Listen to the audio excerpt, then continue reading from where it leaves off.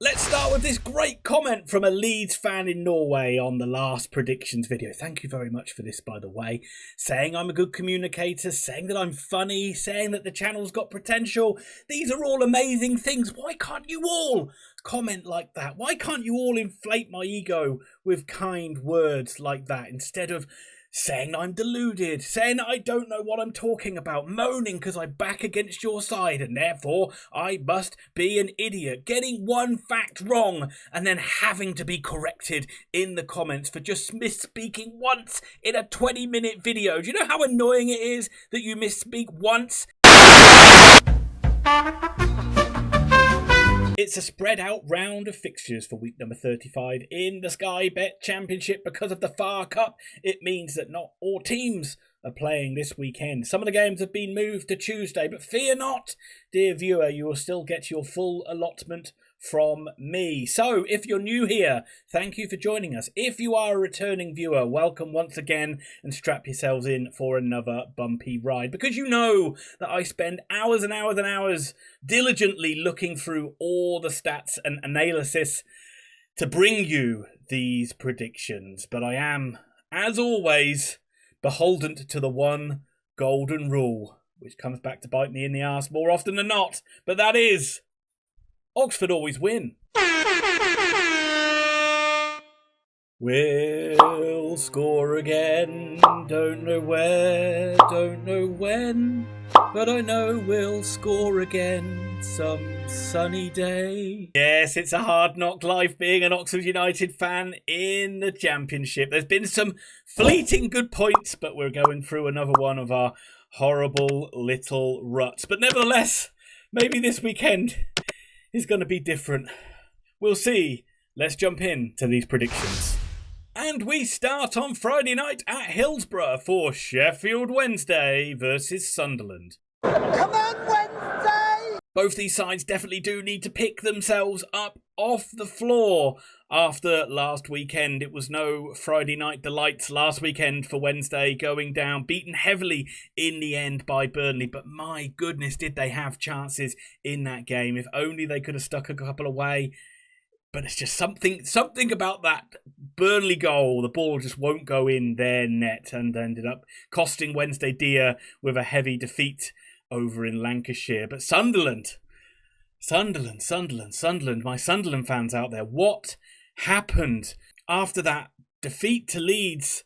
You roll up to the Stadium of Light playing a Hull side who you would expect to beat, wouldn't you? You'd expect to put in a performance and expect to beat them. But the Tigers turned the Black Cats over. It was from what the Sunderland fans, what I heard, was a pretty desperate display from Reggie Lebrie's men. So that leaves me thinking, what is going to happen at Hillsborough? I usually don't trust Sheffield Wednesday at Hillsborough. I usually find that that's where they come a cropper more often than not. But it is a big game for both of these two sides. Wednesday pushed in the playoffs. Sunderland trying to stay in that promotion mix. And I have a feeling the Black Cats are going to turn it on in style at Hillsborough. If there are any Owls fans watching this, you might want to turn away because I'm going for a crazy one off the bat straight away. Sheffield Wednesday 1, Sunderland 4. Oh, come on!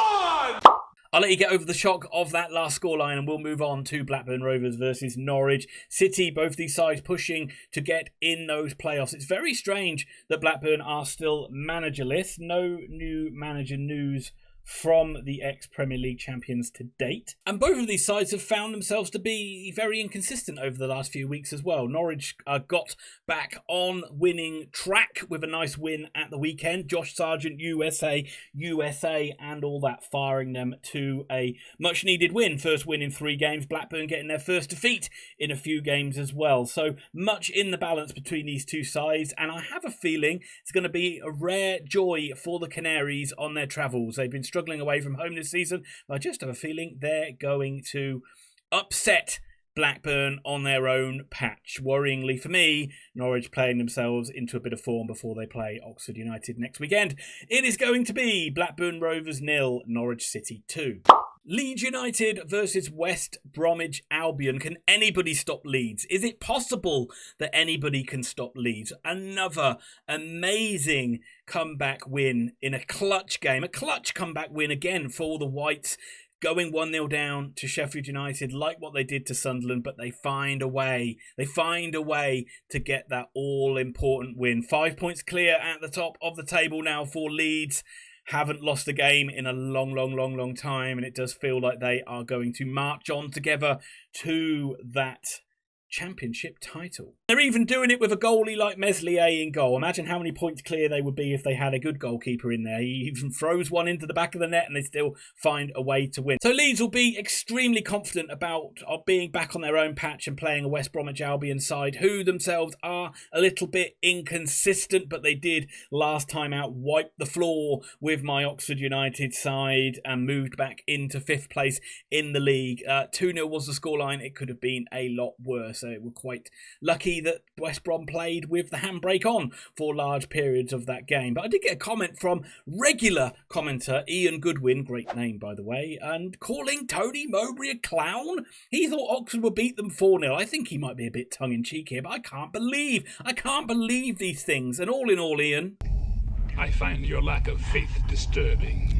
But having said all that, I do think this is going to be a tough game for West Brom, and I do feel this is going to be one where Leeds get another victory. It's hard to back against them at this stage of the season, and I am going for Leeds United 3, West Bromwich Albion 1.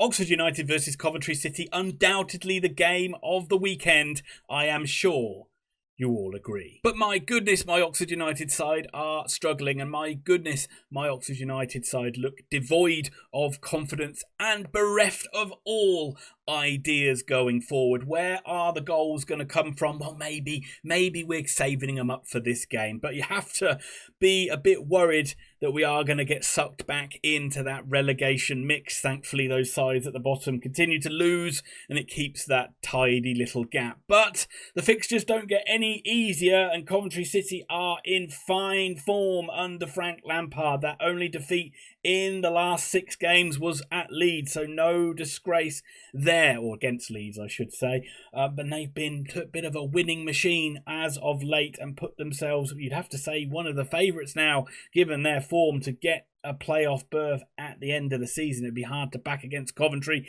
the way they're going about things at the moment. But you know, I am beholden to this golden rule, and let's just play a little bit of fantasy football here, shall we? Because Coventry fans, I don't think this is going to happen in a million years. I'm putting that disclaimer out now, but we can dream.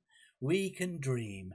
And let's go back to the start of the season for a painful loss that Oxford had on the second week of the season. We played before everybody else that second game, and if we'd have got that point, we would have sat top of the table. It would have been the only time we would have got there all season. So I'm still annoyed that Coventry snatched this from us.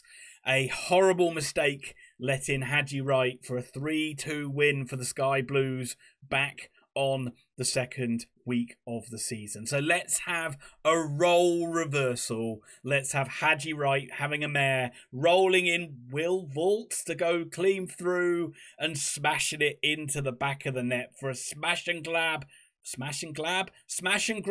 win for Oxford United in a 5-goal thriller that they come out the right side of it. As I say, never going to happen in a million years, but we can dream. Oxford United 3, Coventry City 2. Oh, he's a madman! A madman! I do feel mad, and I do feel crazy, and a little bit dirty for having to predict that one. But we move on to Luton Town versus Portsmouth, 2 sides who recently had both been struggling down the bottom of the table, but Portsmouth have been immense over the last few weeks. They've turned into a winning machine for the first time this season. 3 wins on the bounce, an impressive win over QPR at home. Josh Murphy, what a player, what a man. I'm still living the dream of the fact that he fired us to Wembley glory back in May, but it does still make me sad to see him in a Portsmouth shirt. But you still have to marvel at what a great player he is and what a great signing that is proving to be for Portsmouth fans. And if it's anything like last season, this is the time where Murphy's going to come into his own. And they're playing against a Luton Town side who look completely lost under Matt Bloomfield. They were pretty easily beaten by Watford. Watford just kind of held them at bay after they got that 2-0 win, 2-0 lead in the derby, and quite easily held on to it. They were a bit better in the second half, but largely it must be worrying times for Luton. Didn't get a win against Plymouth on their own patch either, and the form just has not picked up at all under Matt Bloomfield. They'll still be eyeing this one as a chance to get 3 points on the board at home. They just don't score many goals. They're pretty leaky at the back, and there's such a bad feeling at Kenilworth Road at the moment that I can just see Portsmouth getting a goal and the place just turning very sour. But a win for Luton puts them right back in it. They're not even really out of it because, just a good couple of weeks, a good couple of games, and you could easily end up outside of that relegation zone. A few weeks ago, people thought Plymouth were down, and they've sort of bought themselves back into it. So it's not dead and buried for Luton, but they've got to turn it around quick. But I hope that they don't, and I'm backing for Portsmouth to get a victory here because I need those bottom three clubs to stay as far away from Oxford United as possible. I'm going for a Portsmouth win. 4 on the bounce for Mousinho's men. Luton Town 1, Portsmouth 2.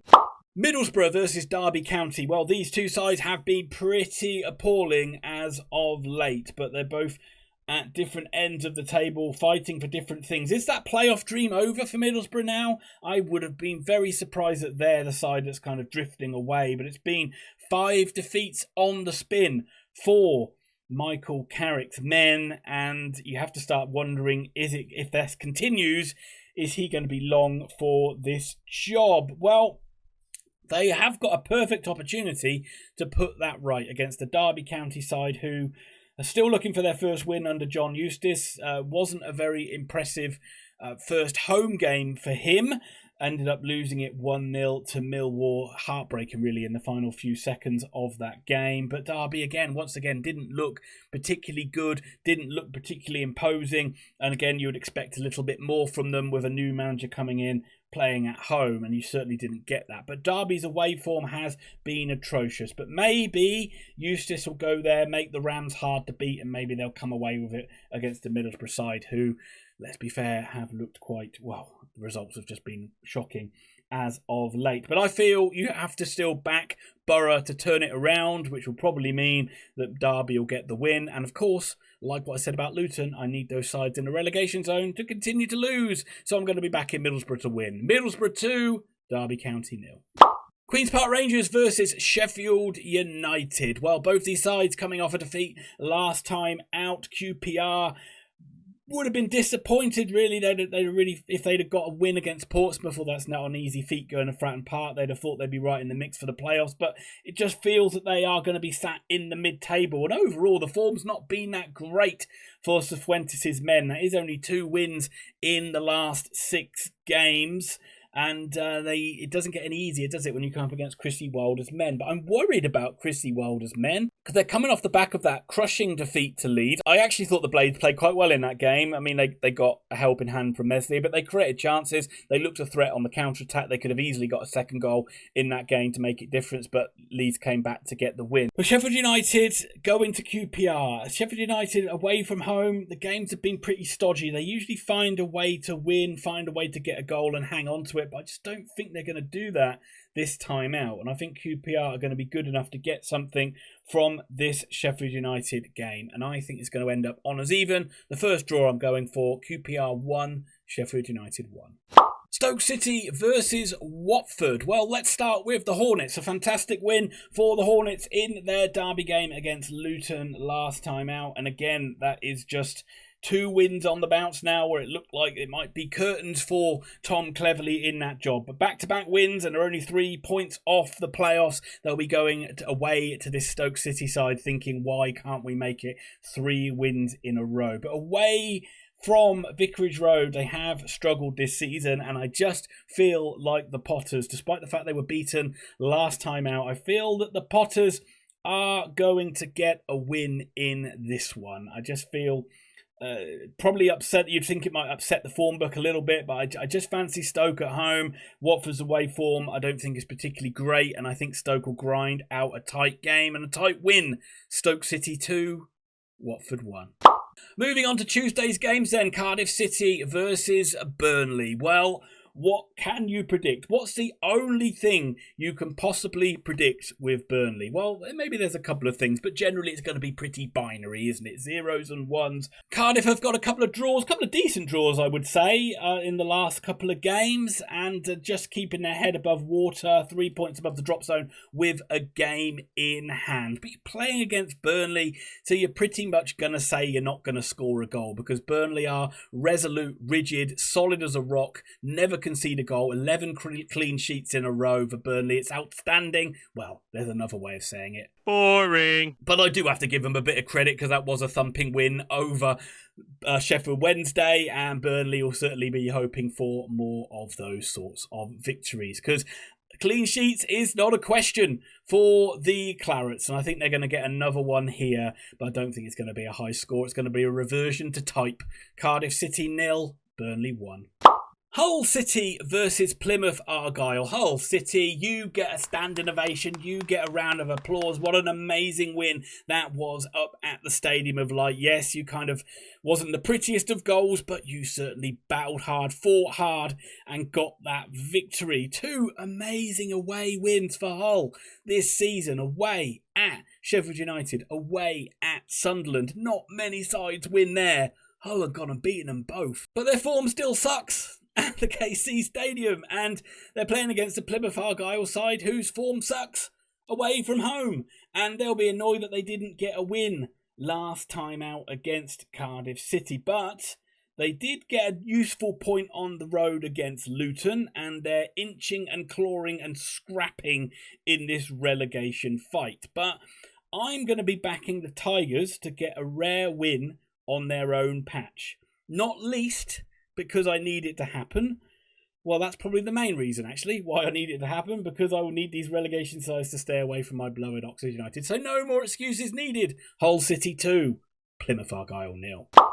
Millwall versus Bristol City. Again, Bristol City, fantastic win at the weekend, 2 points behind the playoffs. Is this going to be finally a season, Bristol City fans, where you do end up in the playoffs and not just end up going down into the mid-table? Because Millwall, you feel they're getting to that point of the season where they don't have a lot to play for. I don't feel they're going to make a charge for the playoffs, despite being only 6 points behind it. I just don't think they're going to win enough games to be able to match those teams at the top. But they're certainly solid enough, and they're certainly hard to beat. But I think it's going to be looking more towards they might be the first side that kind of gets a bit on the beach. But it is very congested up in that upper mid-table area of the championship table. But I just don't see this one being a great game. And I've done this a lot recently, and maybe I'm doing a bit disservice to Millwall, but I just don't see there being a lot of goals in this one. I see it being quite drab, and I see it ending all square. I'm going for Millwall 0, Bristol City 0. Preston North End versus Swansea City. Well, Swansea got a much needed win, and a fantastic win, obviously getting rid of Luke Williams, and then the players all of a sudden decided they remembered how to play football and got a fantastic victory. I'm sure Luke Williams is thinking, why didn't they do that for me? But they certainly clearly didn't want to, or forgot how to do it. But that was a fantastic and much needed victory for Swansea, and kind of feel that that puts any relegation fears they might have had to doubt. Preston are probably even further along that line of thinking, and both of these sides look like they're going to end up quite comfortably in the mid-table, lower mid-table ends of the season. And like what I said about Millwall, it might soon start to get towards that kind of life on the beach kind of time. But it'd be interesting to see who Swansea appoint as their new boss. They might have already done it and I've missed that news, in which case, me dumb. But I feel that this one is going to end all square, and I think we're going to be looking at Preston North End 1, Swansea City 1. Okay, folks, that's it for me. That's week number 35 in the books. Let me know your comments down below. Give me your predictions down below as well. And by the way, there was a guy who normally does predictions, and I'm very, very thankful that he does. His name's Manish Thapar. Thank you very much, Manish, for giving your predictions. You've been supporting me and on a previous channel for a long, long time. But some guy called him a wanker. Why? Just because he backed against your team in predictions? You don't need to lower yourself to that sort of levels. Be a bit more respectful. And if somebody backs against your team, so what? It doesn't matter. It's all just a little bit of fun. Anyway, rant over. Thanks for watching. Leave your comments and predictions down below. And I'll be back very soon. And I'll leave it to Leonard Nimoy to bring us home. My work is done here. What do you mean your work is done? You didn't do anything. Didn't I?